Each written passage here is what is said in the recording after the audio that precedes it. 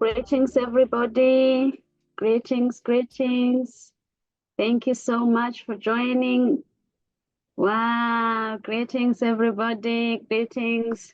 Thank you so much for making time. I know that all of us really want to lead a healthy lifestyle.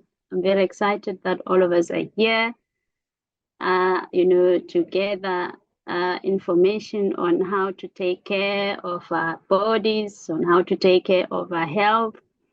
It's very important. And please take something worth, even if it could be one thing or 1% of what you hear. Take something, go implement it. It might actually be an answer to the challenge that you have. But not only for you, but also for the whole family and also people around you. So next time, let's try to invite a lot of people. We know that most of the people have health challenges, and we know that, they always emanate from what we eat, because the body is dependent on what we feed it for it to be able to function optimally. Thank you so much for joining. Without any waste of time, we're going to talk about, a very important aspect of our body, because this is where everything starts, and this is where, if this system is not operating well, if this system is not healthy, then most of the organs in the body are really compromised. So the digestive system is what we're going to talk about, and I'm sure you will learn much. Maybe some of you know about it, but I'm sure one thing here and there, you'll be able to pick something for yourself and start implementing it. So thank you so much. I'm really excited to have you here. We always say you are what you eat, but you are not only what you eat, you are what you digest and what you absorb. Very, very important. So we'll be talking about the gastrointestinal tract, which is a very gut health, which is also very important. This is a 3-part series, but this one is only about digestion. And then after the third session, then we'll start with the absorption system as well. So make sure that you connect, make sure that you invite people, because these are challenges that most of us have. And as we grow older, it actually gets even worse. At least with the knowledge of what the system is about, because today I'm going to take you through the physiology of the digestive system so that you understand, what happens when you eat, starting from the entry and, later on we'll also go to the exit. So if you have any questions, don't hesitate to ask, and hopefully we'll be in a position to answer. But today's session won't be long. I'm sure by 7 o'clock we'll be done, because I'm just taking you through the human digestive system so that you get to understand what happens when you start putting food in your mouth, the processes, that takes place. So when we're talking about digestion, we're talking about, this is a process by which the body breaks down food into nutrients. I'm sure you always hear me when I say, when you talk of food, it's not about what you see, but there are nutrients in there, but there's a process to get to that. And digestion, that is the process by which the body breaks down food into nutrients that can be absorbed and utilized by the body. So the process starts there with digestion. All right, so the digestive system, because as I said, the body has systems. We have the cells and then we have organs, but there are systems of operation in the body. So the digestive system in the human body, what it does, it processes food and liquids, so whatever you eat. These organs, what they do is they work together to break down food into smaller components for absorption and assimilation. So that's the thing. When you put food in your mouth, there has to be the process where food is broken down, but I'll take you through that. So this is what the digestive system is. It's basically, the breaking down of food into smaller particles. So let's start with the mouth. This is where everything begins. The mouth is an organ. It is the digestive, is the first organ in the digestive system. So it serves several essential functions. The first function is ingestion. So what happens is food enters the mouth. When you open your mouth, you put food in your mouth. That is ingestion, allowing the initial stage of digestion. So digestion starts in the mouth. And there is mechanical digestion. This is what we call chewing. The teeth breaks down large food pieces into small ones. So what happens is, it's very imperative for us to really chew our food very well. As I said, this is the very first entry, of food, and this is the initial stage of digestion. So the mechanical digestion, that is the chewing, some of us might not have teeth, some might not have enough teeth, but then the chewing has to happen there. As I said, that is the first stage of digestion. So make sure that you chew your food very well. Very important. So there are different types of food we know, but now, there's a rate in which you've got to chew. Like your soft food, things like your yogurt, things like your some of the fruits, like your bananas, everything that is soft. You need to take about 10 to 15 chews before you can swallow. And then the semi-solid foods, your cooked vegetables, maybe, and also your meat, about 15 to 25 chews. I'm not sure if you guys are writing. 10 to 15 chews, soft foods. Semi-solid foods like your vegetables and your meat, about 15 to 25 chews. Hard foods, things like your nuts, your raw vegetables, about 25 to 30 chews. So very important. First stage of digestion is that. Make sure that you chew your food very well. The benefits of proper chewing, there's improved digestion. Some of us have a problem of indigestion, mainly maybe because we don't chew our food very well. Proper chewing also increases nutrient absorption. It reduces the risk of digestive disorders. It betters, our gut health, enhances flavor and texture experience. When you chew your food, this is where the texture, this is where the taste is at, because we know that you have the palate, the senses and the taste. The taste buds are in your mouth. So when you chew, this is where you have a pleasure of experiencing the flavor of food.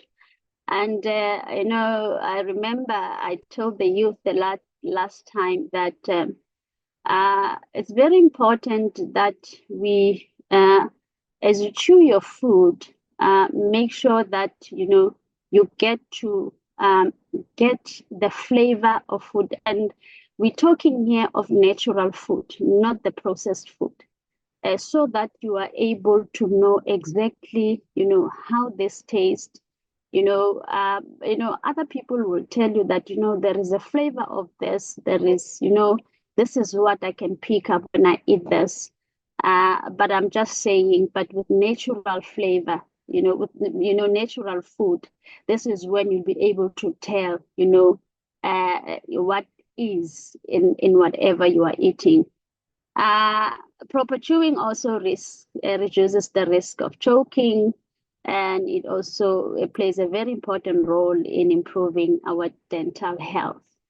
So the tips for proper chewing: make sure that you eat slowly, don't eat in a rush, and be mindful as well as you chew. Take very small bites, don't take big bites. Chew each bite thoroughly, and focus on the texture and flavor. I think I spoke about that. Avoid eating in front of your screens. Have a relationship with food. Very important. Make sure that you have a relationship with food so that you know, exactly what is in there. Yes, very, very important. So the consequences of inadequate chewing, there's poor digestion, bloating and gas as well, nutrient deficiencies, there's increased risk of digestive disorder. There could be tooth decay and gum diseases as well. So this is about chewing, because maybe some of us, we just put food in, and then you just take a couple of chews and you swallow, and that might be one of the things that might be creating some of the challenges that we have. So make sure that you chew your food very well and properly so. And then the chemical digestion is another process as well that is happening in the mouth. This is where the saliva initiates digestion by breaking down starch into sugar. So what this means is there are also enzymes, in our mouths that helps break down food. But we'll talk about enzymes later on, because these are digestive enzymes, very important. And some of us might actually be experiencing challenges of not having enough of these enzymes.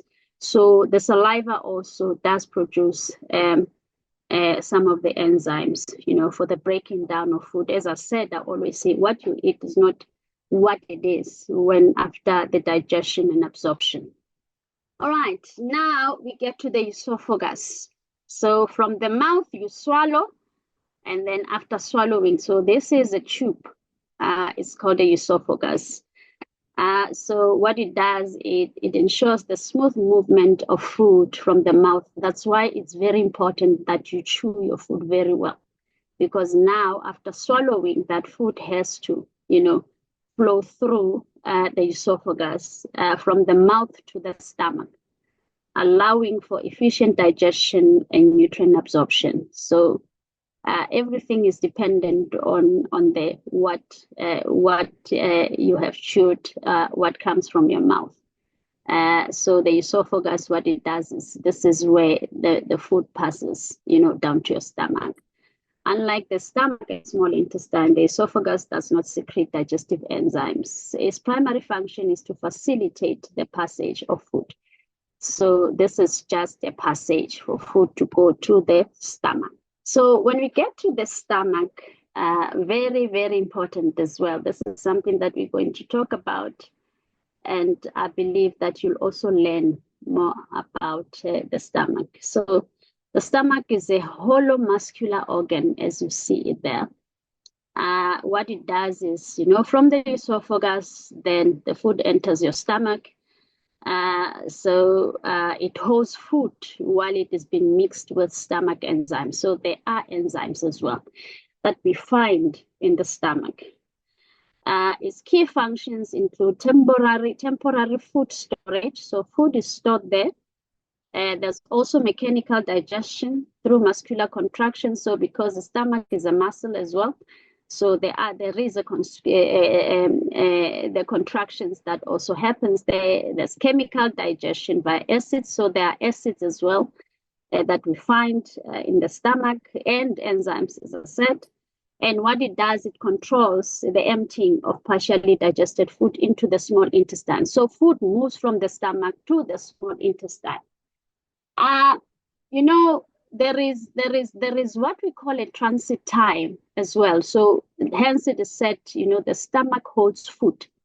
So from the stomach, then the food has to pass to the intestines.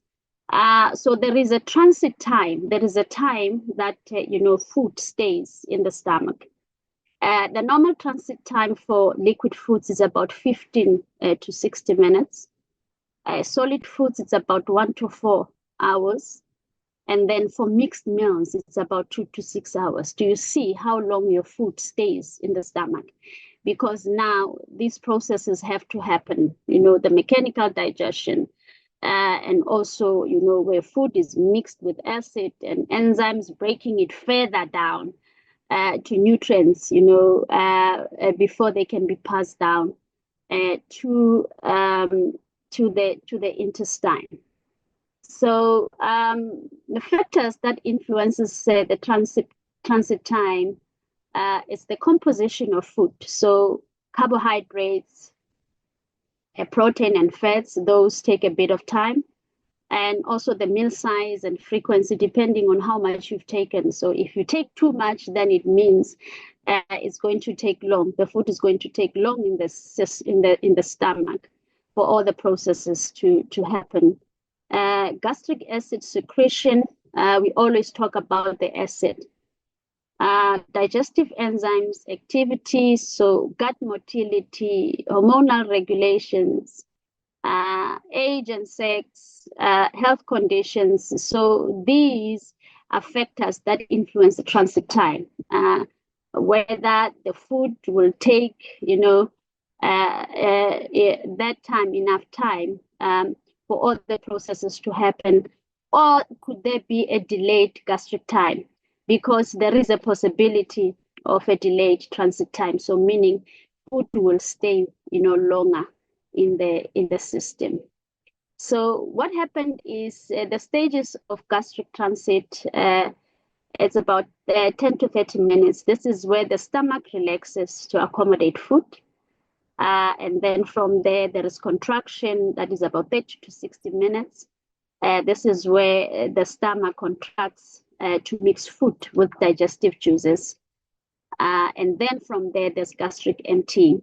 This is where now the food has to move from the stomach to the intestines. That takes about 1 to 4 hours. So this is where the food now enters the small intestine. So a lot is happening in the intestine before the food can move into, in the stomach, before the food can move into the intestine. All right, and then we have what we call a pancreas. Pancreas, we call it insutu libete. And most of us know that people who, have what we call diabetes, the problem is always the pancreas that, secretes insulin, and insulin is it's a hormone that takes sugar from the blood to the cells. But then the pancreas also plays a very important role in the digestion of food, because it also has enzymes. So a pancreas is located behind the stomach. It's very small. It performs 2 key functions. It produces enzymes, as I said, then it breaks down sugars, fats, proteins, and starches during digestion. And the pancreas releases hormones into the bloodstream, and these chemical messengers help regulate blood sugar levels, stimulate stomach acid, and control appetite, stomach emptying. So these are the organs that plays a very important role in digestion. We have the liver, sibete. This is the largest organ. If the liver fails, everything stands still, because food is also metabolized in the liver. Also some of the medications that we take, a whole lot of things are metabolized in the liver. It's the largest organ in the body. It performs essential functions within the digestive system. So hence we said, these organs, they work together. So one organ, does not work, alone, but they work together. And so the liver continually produces bile. We always hear people talking about originally nyoko. And, I'll always ask them, what is nyoko? Because for me, I know nyoko being bile, and I know that, bile is produced from the liver. So what it does is it aids in fat digestion and nutrient absorption, the bile, that comes from the liver. It processes toxins and removes them from the blood. So the liver creates substances necessary for blood clotting after injury as well. It helps maintain healthy blood sugar levels. So this is one of the most important organs in the body. But we'll talk about more, I think, as we go. And then we have the gallbladder as well. It's a small pear-shaped, as you can see, organ located beneath the liver as well. Its primary role in the digestive system is to store and concentrate bile produced by the liver. Bile is a sticky yellow-green digestive fluid. I don't know if anyone has seen the bile. It's a sticky yellow-green digestive fluid produced by the liver and stored in the gallbladder. Its primary function is to break down fats into fatty acids during digestion. So most of these organs do play a very important role in the digestion. In digestion. So we have the small intestines, as you can see. The main functions include breaking down food as well, absorbing nutrients. So you can see that food is broken down from the mouth going down, even in the small intestine, absorbing nutrients. And, so the absorption, we'll talk about it later on, and moving the intestinal contents along the digestive tract. Specifically, the small intestines, what they do is they absorb your carbohydrates, protein, fats. It plays a vital role in digestion, ensuring efficient nutrient absorption and waste elimination. So, anakimala amanyane, because we have small and we also have large intestines. So absorption also happens here, also digestion also happens here. And there are also enzymes that we find that plays a very important role in also breaking food further, so that nutrients can be absorbed and, into other systems in the body.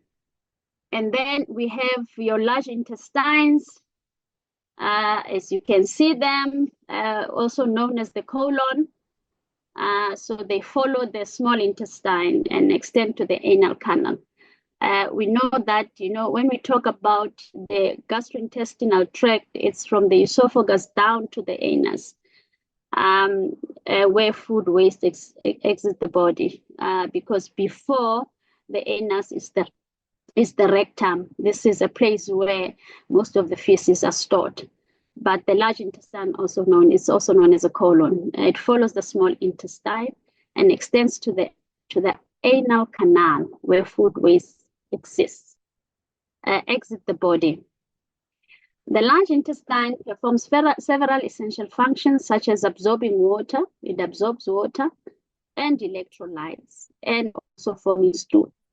So mantle formua in the large intestines, facilitating bacterial fermentation and protecting against infections.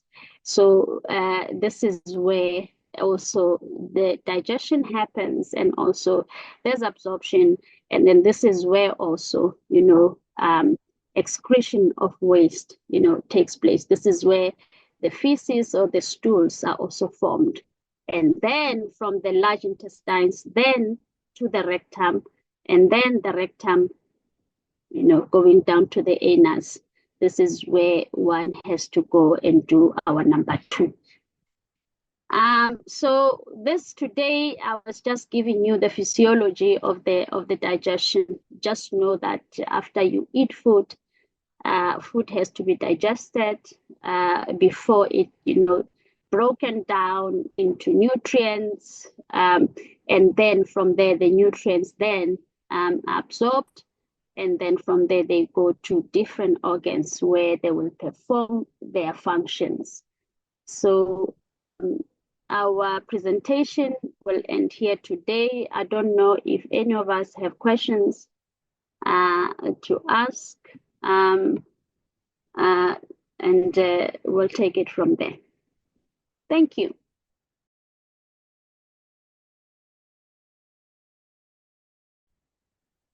You once had a gastric reflux. What can I do to prevent the situation again?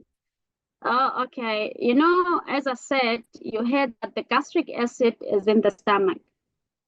So what normally happens for one to have a gastric reflux, this is where the gastric juice, escapes from the stomach, and then what it does, it goes into the esophagus, um, into the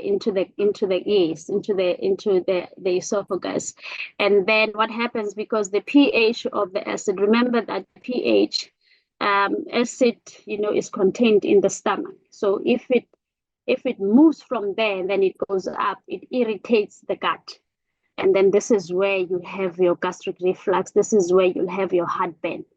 And, that's where then you have to have an antacid, because what an antacid does is it neutralizes the acid. And then from there, so that the pH in the gut, is alkaline, because the pH in the gut has to be alkaline. But the pH in the acid, as I said, remember that food in the stomach, this is where a whole lot happens.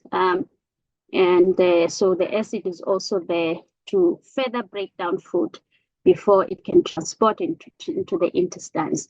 That's why it's very, very important when you have your gastric, heartburn, check what you eat, mainly more starchy, acidic, spicy food. Also, as we were saying earlier on, don't eat in a rush, because that also does contribute to one having a reflux. I don't know if I have answered you. Right. Another question. What happens in our system when we drink castor oil to cleanse our system? Okay. We'll talk about that. We'll talk about that when we get to the absorption part. But it's a laxative. So we shouldn't be going that way. I understand, because I spoke about, bile, where I said a lot of people will say kinalinyoko. And when they talk about that, it's basically when your GIT is very sensitive. It could be that you just need to take an antacid. And a lot of people say, I feel, tired, and I don't feel good. And after taking this, then, I feel good. But I think that is the psychology, because this is how we grew up. This is what we were given. Every time when you say I have a headache, then they will say malahawa fail. And I don't know how to malafeli, what that means now. But then, this is what we were told.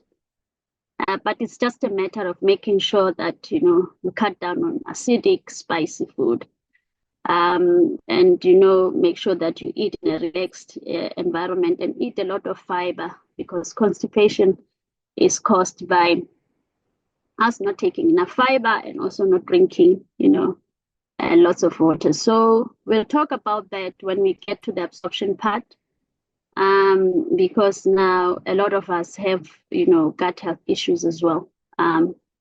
So yeah, castor oil is a laxative, only recommended when you have, severe constipation.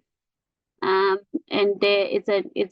it's foreign to the body. Anything that you give, because the system in the body is such that the body has to work itself out. So if you don't eat healthy, if you don't eat high fiber foods, you end up constipated. If you take anything that is foreign, what happens is then you go to the toilet, it will loosen your stools, but because, the body didn't do it naturally, what happens is after, that process is complete, what's going to happen is the body will try to configure itself out now, because it was trying to fight this foreign thing. It will try to configure itself, and then you find yourself, being constipated again. So people who take laxatives will tell you, after I've taken it, then I'll take about 3 days or so without going to the toilet. That's how the body is communicating to say, it's trying to configure itself to go back to its natural state, um, of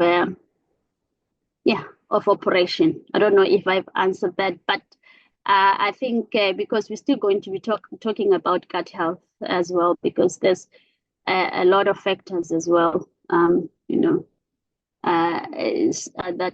could, um,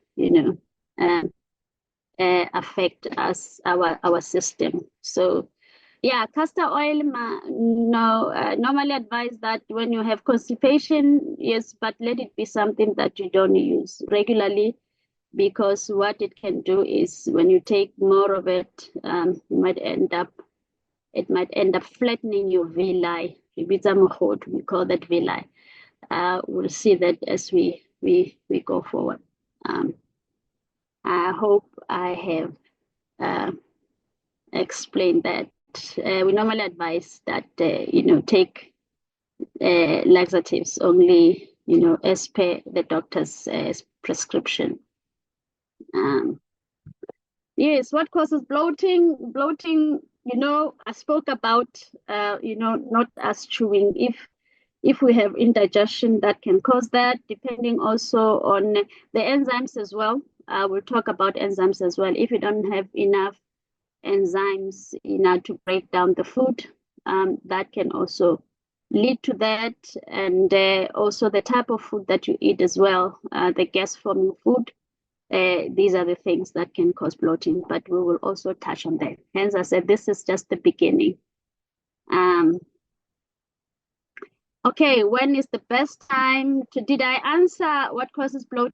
I think, you know what, next week after next, and also the coming sessions, I'm sure this will be addressed, and I'll be in a position to maybe give tips here and there on what to do when experiencing bloating. When is the best time to stop eating in the evening? Around 8 p.m. Around 8 p.m. Though we do advise that you can have small frequent meals. We say breakfast snack, lunch snack, supper, also snack. So a midnight snack, we would say around 9 p.m. And it has to be a very, very light snack. Okay. Thank you for the questions. But did we understand the physiology of the digestive system? This is where everything starts. Everything starts there. So just know, the processes, the systems have to be right, because now our organs are dependent on our digestion and our absorption, because now, meaning organs sometimes, don't get enough nutrients if the GIT is not, the gastrointestinal tract is not healthy, is not functioning properly. Yeah. So that is what it is. Okay, I will wait for the next session. Okay, listen to you saying yes, there's more to come, because next week we'll be talking about the enzymes, the digestive enzymes. You need to know, because some of us have lactose intolerance, some of us have gluten intolerance, a lot of intolerances, of which some of the symptoms, like Gosintab Singh has asked, the bloating could actually come from the fact that your body doesn't have enough enzymes to break down the food. So we'll also touch on that. Oh yes, and you and your children did. Oh, thank you so much. Okay. All right. My humble apologies. Today we started late. We just had a little bit of some technical, glitches. But next week, 6 p.m., we're starting, and yeah, so that we don't, waste time. Okay, thank you so much. I hope you enjoyed this teaching, and I hope you took some notes. So please invite people, because this is information that a lot of us did not know. I don't know if you knew about this. I don't know if you are learning something about this. It's very important to know our body. The thing is, that's a challenge with the body. You don't know what's happening on the inside, and we just eat everything. We just do things the way we do them, and we don't know whether there is breakage, there's decaying happening when I do this. So it's very important to know our system, how our body is and how it operates, so that we make informed decisions and informed choices in what we eat, and in how we lead a healthy lifestyle.